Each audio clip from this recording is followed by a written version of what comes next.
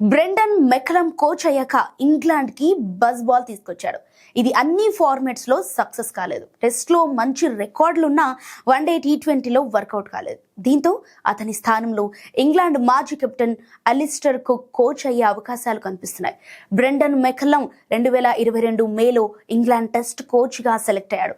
2024 సెప్టెంబర్లో England cricket board white ball cricket కి కూడా కోచ్ గా నియమించింది.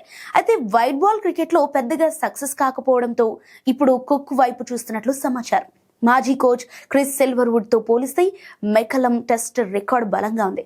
అయితే మెకలం ఇంగ్లాండ్ కోచ్ అయ్యాక ఇండియా లేదా ఆస్ట్రేలియాతో స్వదేశంలో విదేశాలలో టెస్ట్ సిరీస్ ను గెలవలేకపోయింది. అలానే ఇంగ్లాండ్ వైట్ బాల్ ఫామ్ అతి పెద్ద ఆందోళన కలిగించే విషయం. సో 2025లో మెకల్లం నాయకత్వంలో ఇంగ్లాండ్ 15 వన్డేల్లో 15 T20లో 8 మాత్రమే గెలిచింది. దీంతో లిమిటెడ్ ఓవర్స్ క్రికెట్లో ఇంగ్లాండ్ పరిస్థితిపై తీవ్రమైన సందేహాలు మొదలయ్యాయి. ప్రజెంట్ జరుగుతున్న యాసిస్ సిరీస్లో ఇంగ్లాండ్ ఫ్లాప్ అయింది. దీంతో పరిస్థితులు ఇప్పుడు మరింత దిగజారాయి. ఈ ఓటమి తర్వాత మెకల్లం భవిష్యత్తు గురించి ఊహాగానాలైతే మొదలయ్యాయి. అతడికి కోచ్గా 2027లో వన్డే ప్రపంచ కప్ వరకు అగ్రిమెంట్ ఉన్నప్పటికీ కూడా కంటిన్యూ అయ్యే ఛాన్స్లు అయితే లేవు. సీనియర్ ECB అధికారులు ప్రజెంట్ సిడ్నీలో ఉన్నారు. సో మెకల్లం టెస్ట్ కెప్టెన్ బెన్ స్టోక్స్తో చర్చలు జరపాలని భావిస్తున్నారు.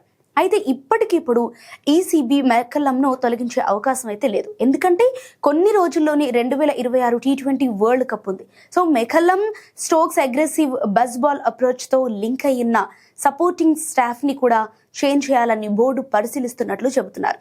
ఇలాంటి ఆలోచనలకు కుక్ చక్కగా సరిపోతాడు. అతడు చాలా సహనంతో ఉండి రన్స్ స్కోర్ చేసేవాడు. ఈ మాజీ opener England all out attacking mind set కి పూర్తి విరుద్ధంగా ఉంటాడు. సో అతను డ్రెస్సింగ్ రూమ్ కి బ్యాలెన్స్, డిసిప్లిన్ తీసుకురాగలడని చాలా మంది నమ్ముతున్నారు.